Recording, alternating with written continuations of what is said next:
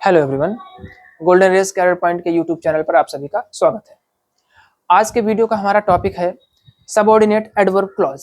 जैसा कि class topic के क्रम में हम लोगों ने सबसे पहले क्लास की डेफिनेशन पढ़ी थी, फिर क्लास के टाइप्स को पढ़ा था, प्रिंसिपल क्लॉज, कोऑर्डिनेट क्लॉज और सबऑर्डिनेट क्लॉज। इसके बाद में सबऑर्डिनेट क्लॉज के टाइप्स के क्रम में हम लोगों ने 3 प्रकारों को पढ़ा था, noun clause, adjective clause, adverb clause. और उसमें हम लोगों ने नाउन क्लॉज और एडजेक्टिव क्लॉज को पढ़ लिया था, पहचानना सीख लिया था, उसका यूज सीख लिया था। आज का टॉपिक हमारा है सबऑर्डिनेट एडवर्ब क्लॉज। आज के वीडियो में हम लोग सबऑर्डिनेट एडवर्ब क्लॉज को सीखेंगे, क्या होता है, परिभाषा इसकी, ठीक है, और क्या यूज होता है एक सेंटेंस में और किन सेंटेंस में इसको यूज किया जाता है। चलिए शुरू करते हैं। सबसे पहले परिभाषा को देखते हैं, क्या लिखा हुआ है।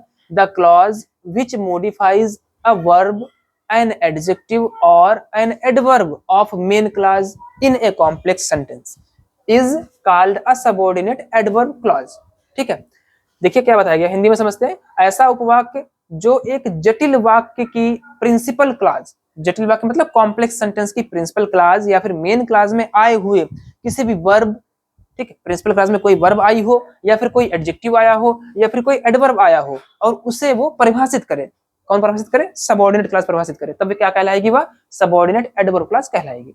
समझते हैं, एक कॉम्प्लेक्स सेंटेंस हो गया, क्योंकि सबऑर्डिनेट क्लॉज का यूज कॉम्प्लेक्स सेंटेंस में ही किया जाता है, ठीक है, 3 रूपों में किया जाता है, नाउन क्लॉज के रूप में, एडजेक्टिव क्लॉज के रूप में और एडवर्ब क्लॉज के रूप में।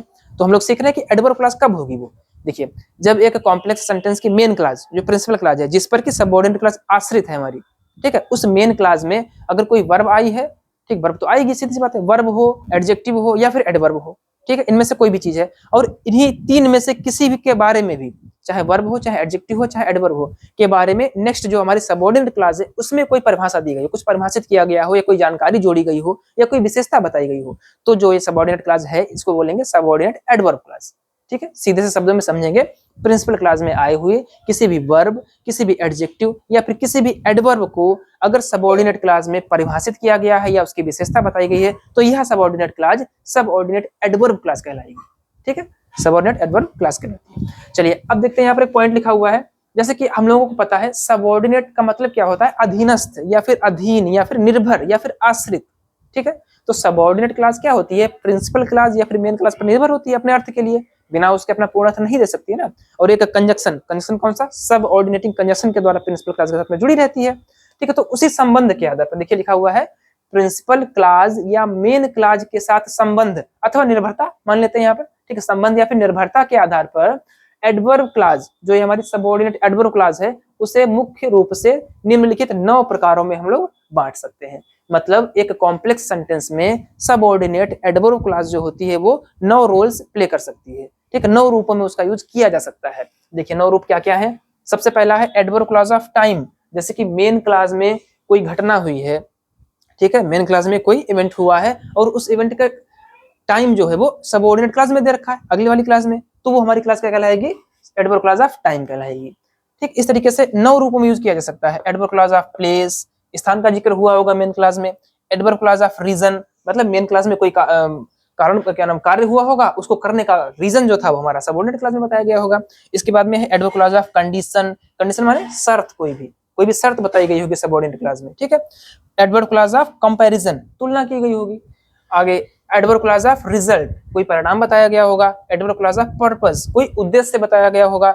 Adverb clause of contrast, contrast मतलब विरोध, कोई बात बताई गई मेन क्लॉज में, इसका विरोध सबऑर्डिनेट क्लॉज में कर दिया गया, तो उस सबऑर्डिनेट क्लॉज को क्या बोलेंगे, subordinate adverb clause of contrast. ठीक है, लास्ट है एडवर्ब क्लॉज ऑफ मैनर, मतलब मेन क्लॉज में कोई कार्य हुआ है और उस कार्य को करने का ढंग, तरीका, मैनर मींस ढंग या तरीका, ठीक, ये बताया गया होगा सबऑर्डिनेट क्लॉज में, तब वो सबऑर्डिनेट क्लॉज क्या कहलाएगी, subordinate adverb clause of manner कहलाएगी। ठीक है, तो एक सबऑर्डिनेट क्लॉज को हम लोग मतलब सबऑर्डिनेट एडवर्ब क्लॉज को हम लोग 9 रूपों से यूज कर सकते हैं। ठीक है, यहाँ पर कंफ्यूजन नहीं होना है। ठीक है, एक बार पूरा एक रूपरेखा समझ लेते हैं। देखिए सबसे पहले क्लॉज हो गया, और क्लॉज के 3 प्रकार हो गए, प्रिंसिपल क्लॉज, कोऑर्डिनेट क्लॉज और सबऑर्डिनेट क्लॉज। प्रिंसिपल क्लॉज की तो परिभाषा पता है, स्वतंत्र रूप से अर्थ दे देती है अपना, कोऑर्डिनेट भी स्वतंत्र रूप से अपना अर्थ दे देती है। ठीक है, लेकिन सबऑर्डिनेट जो है क्लॉज ये अपना अर्थ स्वतंत्र रूप से नहीं दे सकती है, ये अपने अर्थ के लिए प्रिंसिपल क्लॉज या फिर मेन क्लॉज पर डिपेंड रहती है। ठीक है, तो पहले तो क्लॉज के 3 प्रकार हो गए, प्रिंसिपल, कोऑर्डिनेट, सबऑर्डिनेट। अब इस सबऑर्डिनेट क्लॉज के फिर से प्रकार बनेंगे 3, noun clause, adjective clause, adverb clause. Noun clause और एडजेक्टिव क्लॉज को हम लोग पढ़ चुके हैं और आज हम लोगों ने एडवर्ब क्लॉज को पढ़ा है। ठीक है, अब एडवर्ब क्लॉज के फिर से 9 रूप हो गए हैं, 9 रूप ये लिखे हुए हैं सामने आपके। Time, place, reason, condition, comparison, result, purpose, contrast और manner.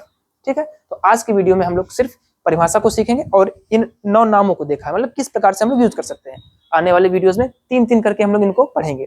Adverb clause of time, adverb clause of place, adverb clause of reason next video में पढ़ेंगे। बहुत बहुत धन्यवाद, बने रहिए गोल्डन स्केल पॉइंट के साथ।